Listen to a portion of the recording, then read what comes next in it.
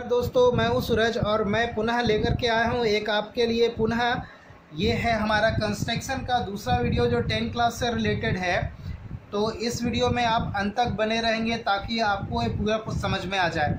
थोड़ा मैं ये सवाल को पढ़ देता हूं ताकि आपको पूरा सवाल समझ में आ जाए और आप आसानी पूर्वक जो है इसे बना सकते हो। तो सवाल है कि एक त्रिभुज है ABC की रचना करनी है जिसमें AB जो है 8 सेंटीमीटर, BC जो है वो 10 सेंटीमीटर एवं AC जो है वो 6 सेंटीमीटर है। ठीक है, फिर ABC के समरूप एक त्रिभुज जो है A', B', C' की रचना करनी है जिसकी भुजा जो है ABC की भुजा की संगत भुजाओं के संगत जो भुजाएं होगी उसका 3/5 गुना होगा।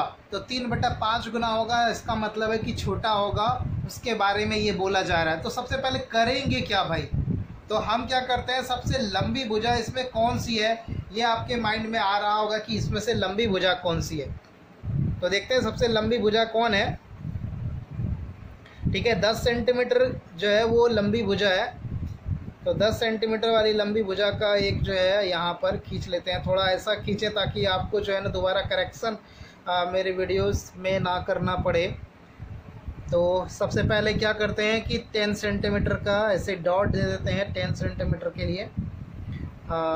उसके बाद ये दो बिंदु को मिला देते हैं। तो हमारा ये क्या हो गया, 10 सेंटीमीटर का लाइन हो गया। इसका नाम क्या रखना है बंधु, तो आपको पता चल गया होगा कि इसका नाम रहेगा आपका BC। नाम हो गया BC इसका। अब ये क्या बोला जा रहा है, इस पर रचना जो करेंगे, BC आपने खींच दिया। B से हम क्या करेंगे, 8 सेंटीमीटर की त्रिज्या लेंगे एवं C बिंदु हम यहाँ पर क्या करेंगे भाई कि सबसे पहले 8 सेंटीमीटर का जो है ना यहाँ पर इससे क्या करेंगे, B बिंदु से 8 सेंटीमीटर का त्रिज्या लेंगे, 8 सेंटीमीटर का। तो यहाँ पर से ये हो गया 8, तो 8 सेंटीमीटर का त्रिज्या लेना, रेडियस। ठीक है, हमने यहाँ पर ले लिया, ऐसे क्लिक कर दिया। ठीक है, अब यहाँ इधर भी कर सकते हैं क्लिक, लेकिन यहाँ पर क्या बोल रहा है कि C से 6 सेंटीमीटर, C से जो है ना वो 6 सेंटीमीटर लेना है। यहाँ से 8 सेंटीमीटर लिए और C से हमें कितना लेना है, 6 सेंटीमीटर। क्यों भाई, क्योंकि B का जो दूरी है ये आपने 8 क्लास के कंस्ट्रक्शन में पढ़ा होगा त्रिभुज की रचना के लिए। यहाँ से 6 सेंटीमीटर का ले लिया, तो ये पॉइंट जो मिला वो हमारा क्या हो गया, A हो गया बंधु। ठीक है, क्यों, यहाँ से 6 सेंटीमीटर, AC हमारा 6 सेंटीमीटर है और ये है, तो त्रिभुज की तो रचना हो गई। इसे मिला भी लेते हैं। ठीक है, अगर समझ में नहीं आए, मान लो कि फटाफट मैं बोल रहा हूँ, तो वीडियो को पॉज करके पीछे करके आप उसे देख लीजिएगा तो आपको ज़रूर समझ में आएगा। तो ये हमारा क्या हो गया, बिंदु हो गया A, आपको दिख रहा होगा ABC। एक त्रिभुज की रचना हो गई, इसमें चाप के द्वारा काट लिए। अब देखिए यहाँ पर हमारा त्रिभुज की एक रचना हो गई, ABC एक त्रिभुज की रचना हो चुकी है। अब क्या करनी है इसमें, वो ध्यान से देखना है आपको ताकि पूरा समझ में आए। तो मान लेते हैं, माना कि दो चाप A और आपने दो चाप यहाँ पर लिया है, एक दूसरे को जो है A बिंदु पर काट लिया। अब A बिंदु पर जैसे ही काटा तो इसको हमने क्या कर दिया भाई, मिला दिया, जिससे हमें एक त्रिभुज प्राप्त हो गया। कौन सा त्रिभुज प्राप्त, जो कि हम पहले ही बोल चुके हैं, ABC। आप ऐसा लिखोगे लैंग्वेज में। अब बोल रहा है यहाँ पर कि B बिंदु पर जो है एक न्यून कोण बनाना है। एक क्या करना है, न्यून कोण बनाना है। तो सबसे पहले B बिंदु पर जो न्यून कोण बनाना, वो किस डायरेक्शन में बनाना है, तो वो नीचे की तरफ बनाना है। ये ध्यान रखेंगे, किधर बनाना है, नीचे की तरफ। इधर जो है ना वो न्यून कोण बनाना है। B बिंदु पर एक न्यून कोण बनाना है। तो B बिंदु पर आप एक न्यून कोण बना सकते हो। यहाँ पर आप 30 डिग्री का भी बना लो तो अच्छा है। ठीक है, 60 डिग्री का भी बना सकते हैं। तो हम यहाँ पर 60 डिग्री का बना दिए, वो भी न्यून कोण में ही आता है, न्यून कोण में आता है वो। तो हमने इसको यहाँ से क्या कर दिया, आपके स्क्रीन पर दिख रहा होगा, नहीं तो ऐसा करते हैं 30 डिग्री का बनाते हैं, इसे समद्विभाजित कर देते हैं ताकि पूरा का पूरा एक ही बार जो है आगे पीछे कैमरे को ना करना पड़े।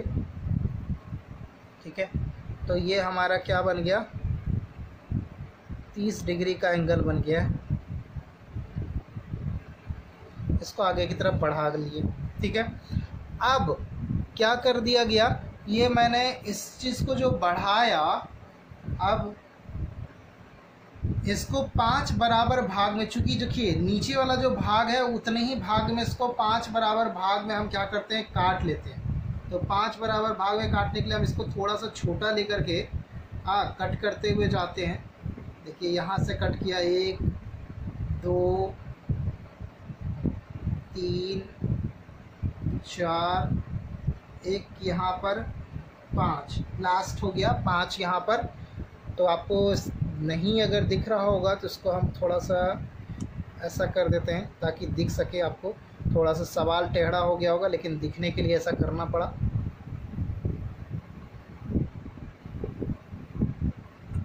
ठीक है ना। अब ये हमारा जो बिंदु यहाँ पर जो कटा, इसको आप कोई मान सकते हो, कोई एक पॉइंट है यानी x वगैरह मान सकते हो। तो इसको हमने मान लिया कि ये x है। ठीक है, अब 5 बराबर भाग में कट गए हैं, तो ये आपने क्या इस साइड से यहाँ से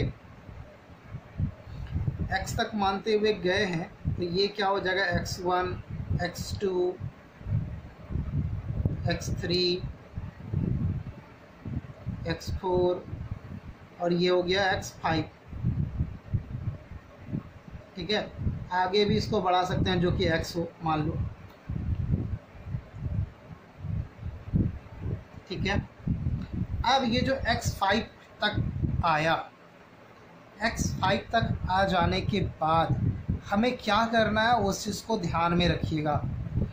हमें क्या करना है कि x5 को जो है, x5 जो है उसे C बिंदु से मिला देनी। C बिंदु से क्या करना है, मिला देना है उसको। तो आप डायरेक्ट जो है इसको ऐसे करके मिला सकते हो। ठीक है, ऐसे किया मैंने, इसको मिला दिया। अब देखिए मिला तो दिया, मिला देने के बाद क्या करनी होगी भाई हमें, तो मिला देने के बाद इसी लाइन पर तीसरा भी जो बिंदु है x3 जो है उसमें हमें एक, ये जो पॉइंट तो हो गया, इसी के पैरेलल x5 C के पैरेलल एक और लाइन हमें खींचनी है। तो जितने डिग्री का यहाँ पर एंगल बना है बिंदु हमारे, उतने ही डिग्री का एंगल यहाँ पर भी बनना चाहिए, तभी तो वो सही होगा।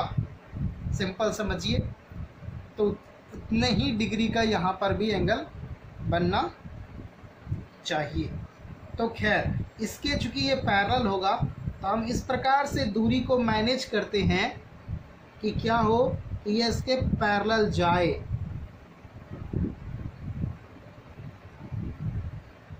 ठीक है, यहाँ पर इसके हम लोगों ने क्या किया, इसके पैरेलल लिया। ये पैरेलल लेने के बाद अब क्या होगा, ये जो हमारे पास एक ये जो बिंदु आया है इसे हम मान लेते हैं C डैश। ये क्या है हमारा, C डैश है। ठीक है, अब ये C डैश हो गया। अब क्या करेंगे इसमें, अब गौर करिएगा कि जब ऐसा हमने किया तो हमारे पास एक और भुजा है इसमें, वो है AC। तो हम पुनः क्या करते हैं, एक ये बिंदु के ही पैरेलल, इसी के ही पैरेलल क्या करते हैं, यहाँ पर भी हम एक इसके पैरेलल एक भुजा को लेकर के जाते हैं। तो जितने डिग्री का यहाँ पर एंगल बना है, जितने भी डिग्री का बना हो, उतने ही डिग्री का एंगल यहाँ पर भी बनेगा। ये फिक्स है। ठीक है, एकदम से फिक्स है। तो आप उस चीज़ को, आप चाहो तो उस चीज़ को आप मेज़र करके आप ऐसा कर सकते हैं।